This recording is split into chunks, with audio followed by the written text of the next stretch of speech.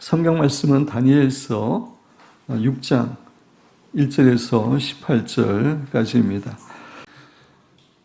우리는 일과 직업에 대한 우리의 잘못된 패러다임을 바꾸어야 한다고 말씀을 드렸습니다.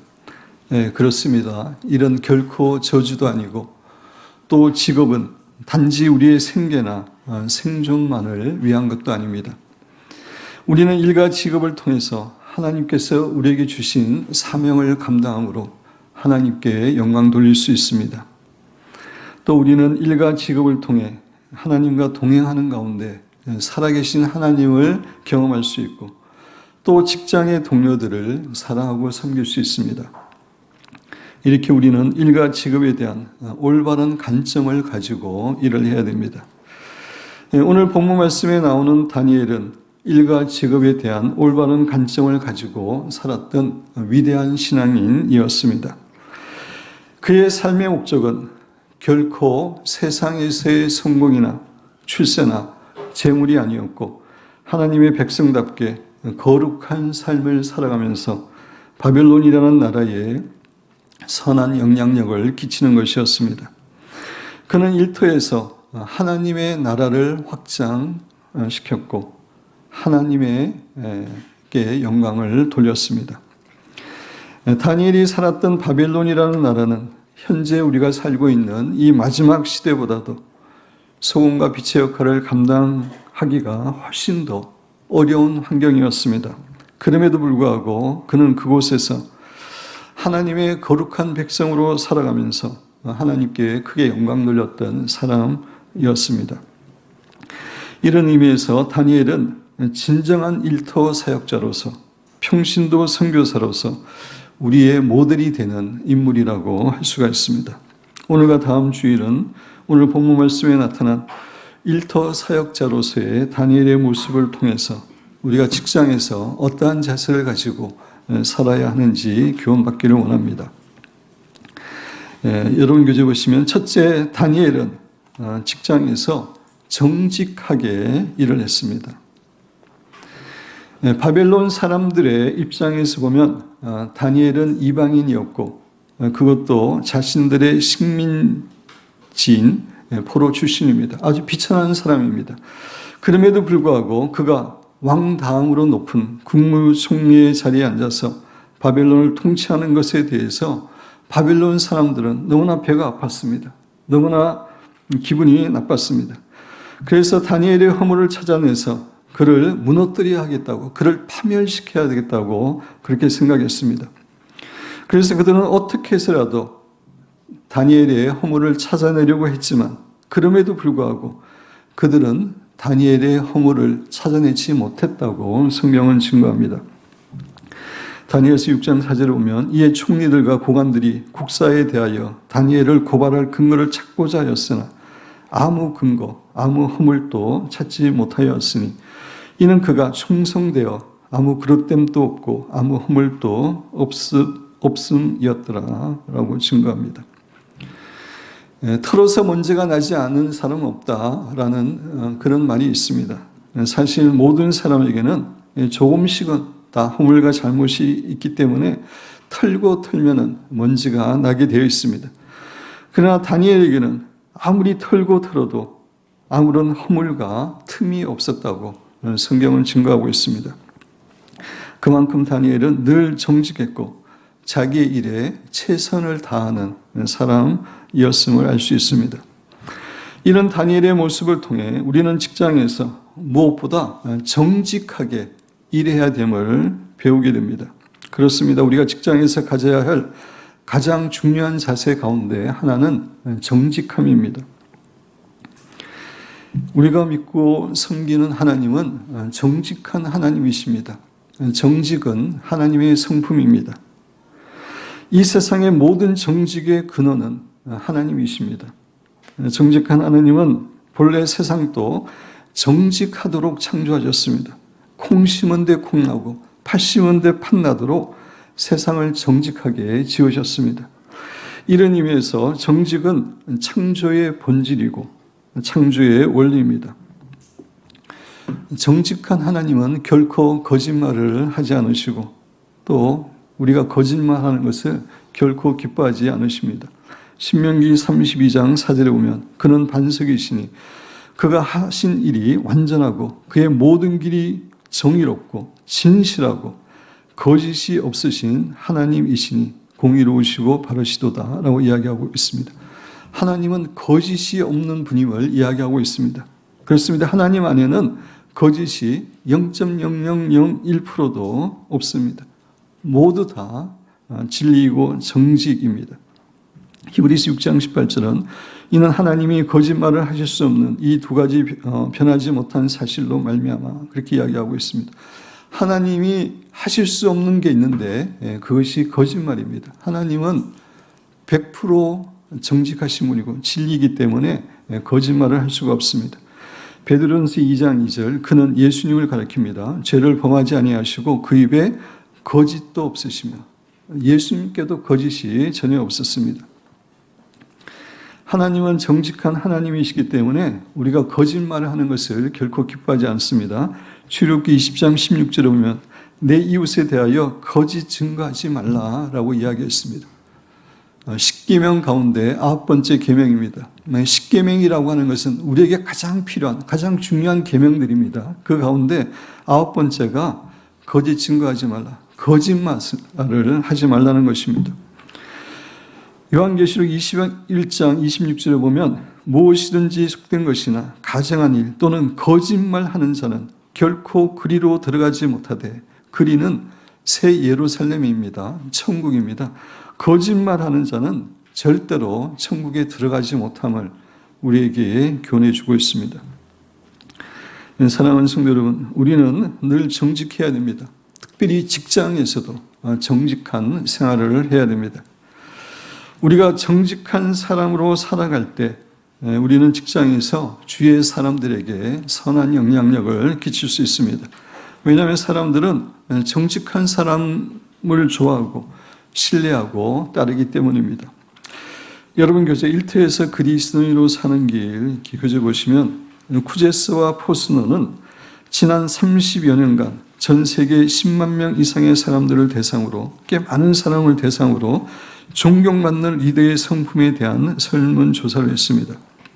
그 결과 60% 이상의 응답자들이 놀라우리 많지 일관성 있게 응답하는 4가지 특성을 발견했습니다. 그것은 표 1에서 나타나는 것 같이 정직, 유능함, 영감부여, 미래의 지향입니다. 이 4가지 특성 중에서도 정직은 사람들이 존경하고 싶은 리더의 자질 중에서 30년간 변함없이 가장 중요한 첫 번째 성품으로 꼽혔음을 이야기하고 있습니다. 그 다음 내용도 우리가 한 목소리로 같이 읽어보겠습니다. 정직은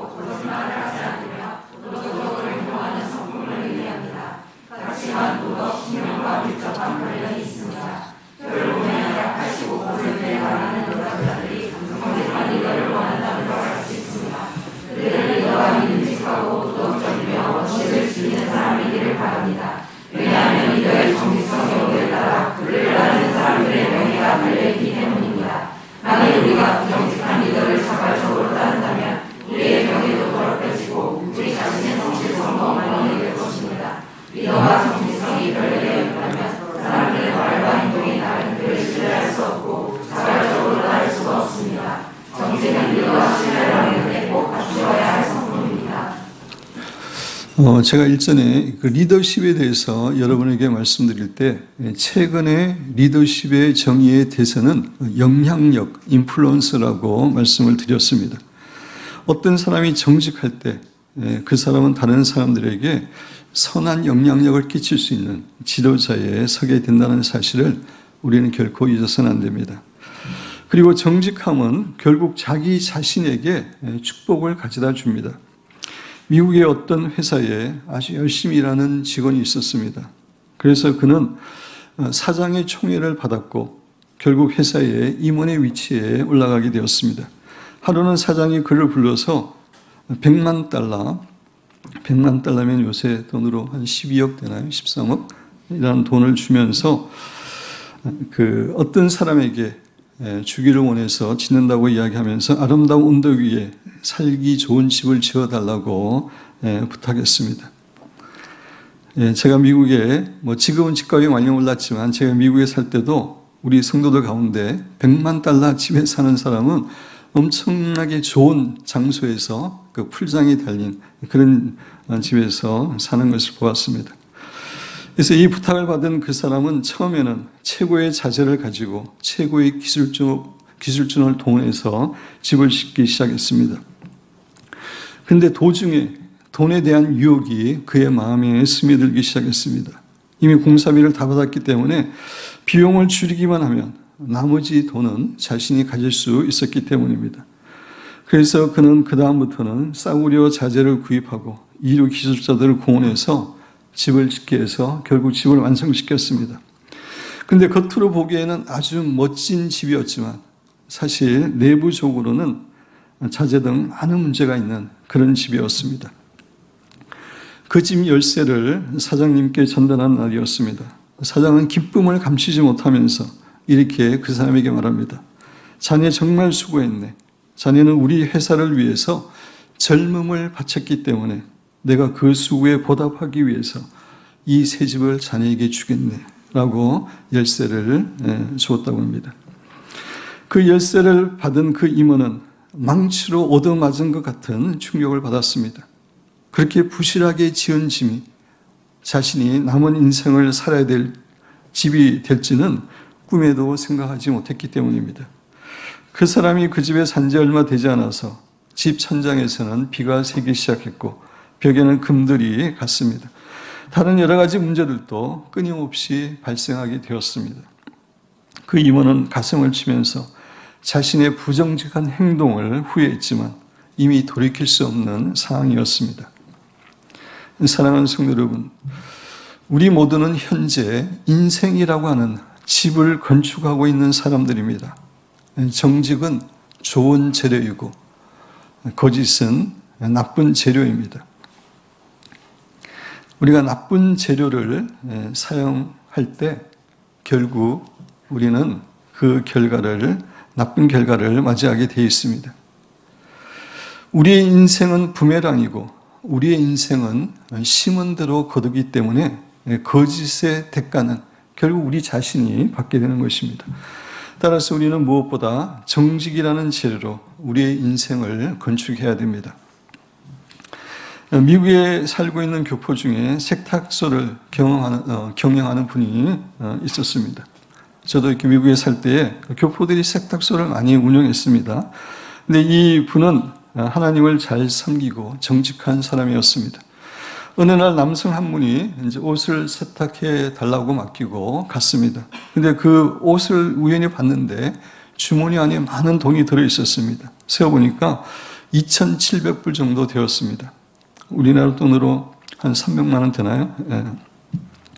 그래서 그 사람은 그 돈을 잘 간직하여 두었다가 그 옷 주인이 옷을 찾으러 왔을 때에 그 돈을 돌려주었습니다. 근데 옷 임자가 이야기합니다. 나는 전혀 생각했지 못하고 잊어버렸던 그런 돈입니다. 그래서 당신이 그 돈을 가져도 됩니다라고 했습니다. 그렇지만 그 세탁소 주인은 아닙니다. 이것은 제 돈이 아니어서 저는 결코 받을 수 없습니다. 라고 말하면서 그 돈을 기어코 그 옷 주인에게 돌려주었습니다. 그런데 알고 보니까 그 옷의 주인은 미국의 큰 항공회사의 부사장이었다고 합니다. 그분은 이 세탁소 주인을 너무나 정직한 사람으로 그렇게 인정하고 그 회사의 모든 옷을 그 세탁소에 맡기게 되었다고 합니다. 그 결과 세탁소는 크게 번영하게 되었고 후에 이 세탁소는 많은 체인점까지 갖게 되었고 그래서 직원이 700명이 일하는 사장이 되었다고 합니다. 사랑하는 성도 여러분, 우리가 정직할 때 하나님은 우리의 정직함을 보고 계시다가 가장 선한 길로 축복해 주신다는 사실을 잊어서는 안 됩니다. 그런데 정직이 우리에게 이렇게 중요한 것임에도 불구하고 안타깝게도 요사이 시대는 정말 거짓과 불의가 판을 치는 시대입니다. 특별히 정치계에서는 너무나 거짓말을 밥 먹듯이 합니다. 거짓말이 그들에게는 전략이기 때문에 너무나 거짓말을 합니다. 이런 영향을 받아서 한국 사회도 많이 거짓과 부패로 물들어 있습니다. 최근 현대경제연구원이 발표한 설문조사 결과에 따르면 국민의 84%가 한국은 성공하기만 하면 부정직하고 부도덕한 과거조차 용인되는 사회라고 인식하고 있다는 겁니다. 한국 사회는 부정적인 방법을 사용하더라도 성공만 하면 인정을 받는 그런 사회라고 인식하고 있다고 합니다. 그리고 국민의 50%는 자녀에게 사회생활을 잘하기 위해서 법과 질서를 철저하게 지키기보다는 좀 대충 지키면서 융통성 있게 법에 걸리지 않을 정도로만 그렇게 살아가라고 말을 한다고 합니다. 이런 세상의 풍조로 인해 직장에서도 정직하게 일하지 않는 그런 경우가 많이 있습니다. 우리 그리스도인들이라고 예우라고 할 수가 없습니다. 그러나 우리가 부정직할 때 하나님께서 우리에게 역사하시고 우리를 도와줄 수가 없습니다. 우리가 부정직한 삶을 살아가면 사탄의 세력이 우리에게 몰려와서 우리에게 역사하게 되어 있습니다. 요한복음 8장 44절 너희는 너희 아비 마귀에게서 났으니 너희 아비의 욕심대로 너희도 행하고자 하느니라. 그는 처음부터 살인한 자요 진리가 그 속에 없으므로 진리와 정직이 없습니다. 사탄은 진리에 서지 못하고 거짓을 말할 때마다 제 것으로 말하나니 얼마나 거짓말을 잘하는지 그냥 너무나 뻔뻔스럽게 잘하는 것입니다. 이는 그가 거짓말쟁이요 거짓의 아비가 되었음이라 라고 이야기하고 있습니다. 사탄의 가장 주된 속성은 거짓입니다.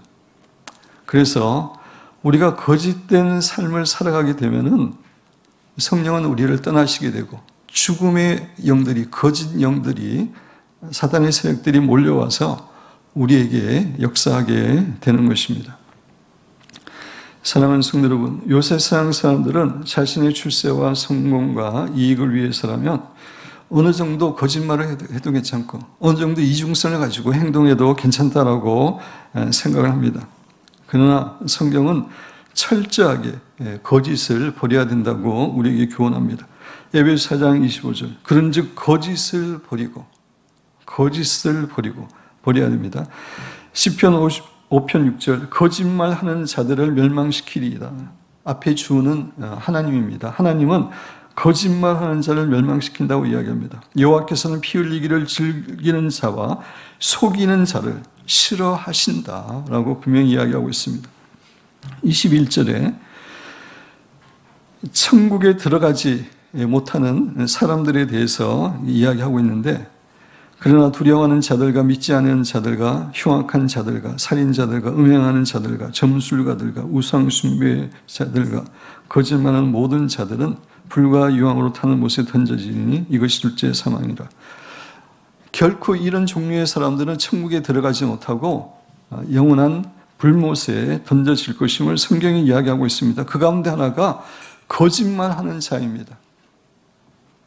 계시록 21장 26절에서도 무엇이든지 속된 것이나 가정한 일 또는 거짓말하는 자는 결코 그리로 들어가지 못하되 아까 말씀드린 대로 그리는 새 예루살렘입니다. 천국입니다.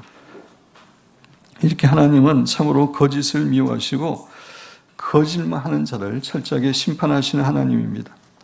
반면에 하나님께서는 정직한 자를 기뻐하시고 축복해 주십니다. 미국 전역에서 볼 수 있는 J.C. 페니 백화점의 창업주인 지미 페니라는 사람도 참으로 정직한 사람이었습니다. 소년 시절 페니는 한 식료품점에서 일을 했습니다. 그런데 식료품점 주인이 싸구려 커피를 사가지고 비싸게 파는 것을 보고 그것을 보고 집에 와서 우리 주인이 그렇다고 그냥 재미있게 그 이야기를 했습니다. 그런데 목사였던 그의 아버지는 조금도 웃지 않고 진지하게 페니에게 교훈을 했습니다. 정직하지 않은 것은 다른 사람을 속이는 것은 하나님 앞에서 절대적인 그러한 죄이기 때문에 결코 하나님께서 원하시는 것이 아니다 라고 이야기하면서 내일 그곳에 출근해서 그동안 일한 것 임금을 받고 직장을 떠나라고 그렇게 이야기했습니다. 그 당시에는 일자리를 얻기가 너무 어려워서 페니 같은 소년이 다시 일자리 찾는다는 것이 쉬운 일이 아니었지만 그는 아버지의 말씀대로 그 직장을 그만두었습니다. 그리고 나서 조금 있다가 청년이 되어서 사업을 시작했습니다. 사업은 가까운 호텔에 고기를 납품하는 일이었다고 합니다. 근데 호텔 간부는 J.C. 페니에게 뇌물을 요구했습니다. 요새도 그랬지만 그 당시도 그게 관행이었다고 합니다. 그러나 J.C. 페니는 단호히 거절하며 말합니다. 뇌물을 주면 손해를 보는 쪽은 고객들입니다. 그만큼 질이 나쁜 고기를 납품하게 됩니다. 정직이 제 경영 철학입니다. 라고 이야기하면서 요구를 들어주지 않았습니다. 그것 때문에 결국은 그의 사업은 실패하게 됩니다. 그래서 이렇게 어느 기간 동안 힘든 기간을 보냈지만 다시 또 사업을 시작했는데 생필품을 파는 그러한 사업을 했습니다. 그 사업을 할 때도 정직을 모토로 삼아서 했고, 그리고 상점 문 앞에 다음 같은 성경 구절을 쓰고 쳐다봅니다. 마태복음 6장 33절. 너희는 먼저 그의 나라와 그의 의를 구하라. 사람들은 이렇게 정직을 모토로 해서 사업하고 이렇게 신앙을 앞세우게 되면은 성공하지 못한다고 이렇게 충고를 했습니다. 그러나 그의 사업은 날로 번창을 해서 과거에 자신이 고기를 납품하던 그 백화점을 인수하게 되었고, 결국 미국에서 1660개의 백화점을 인수하여 운영하는 성부가 되었습니다. 만약 페니가 작은 이익에 양심을 파는 사람이었다면 결코 그는 그런 위대한 성부가 될 수 없었을 것입니다. 하나님의 성품인 정직을 바탕으로 일했기 때문에 그는 위대한 사업가가 될 수 있었습니다. 아니, 하나님이 그를 그렇게 축복하셨던 것입니다. 시편 37편 25절. 내가 어려서부터 늙기까지 의인이 버림을 당하거나 그의 자손이 걸식함을 보지 못하였다라고 이야기하고 있습니다. 의인이 어떤 사람입니까? 그 중에 한 성품은 정직한 겁니다. 정직한 사람은 하나님께 버림받지 않고 하나님이 자손까지 축복해 줍니다. 잠언 22장 29절. 내가 자기 사업에 건실한 사람을 보았느냐? 자기 사업에 정직하고 성실한 것입니다. 이러한 사람은 왕 앞에 설 것이요 천한 자 앞에 서지 아니하리라. 요셉이 다니엘이 그런 사람이었습니다. 사랑하는 성도 여러분, 우리는 일터에서 무엇보다 정직하게 일을 해야 됩니다.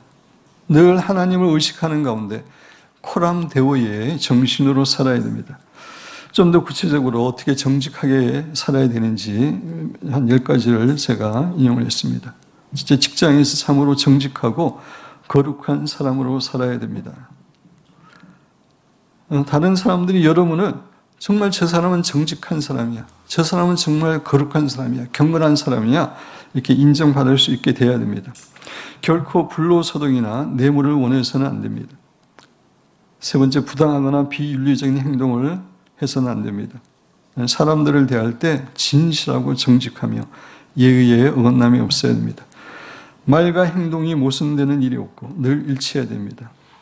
말과 행동이 일치하자는 게 이중성이죠. 이중성은 철저하게 거짓입니다. 그것을 버려야 됩니다. 부당한 경쟁과 이익을 추구하지 말아야 됩니다.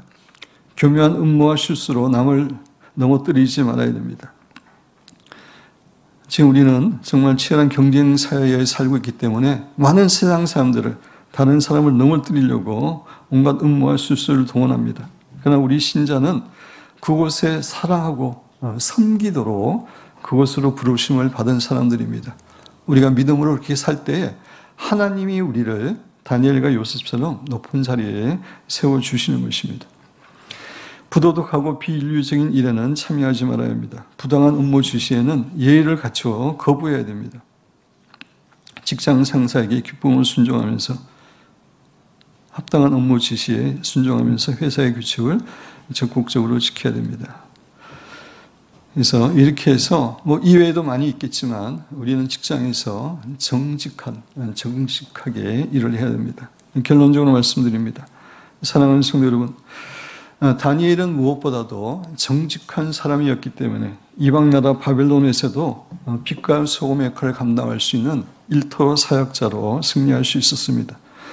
사랑하는 여러분과서도 다니엘처럼 일터에서 무엇보다도 정직하게 일함으로 주위의 사람들에게 선한 영향력을 끼칠 뿐만 아니라 하나님께서 정직한 사람들을 위해서 예비하신 모든 축복과 은혜를 누리시게 되기를 주님의 이름으로 축원드립니다.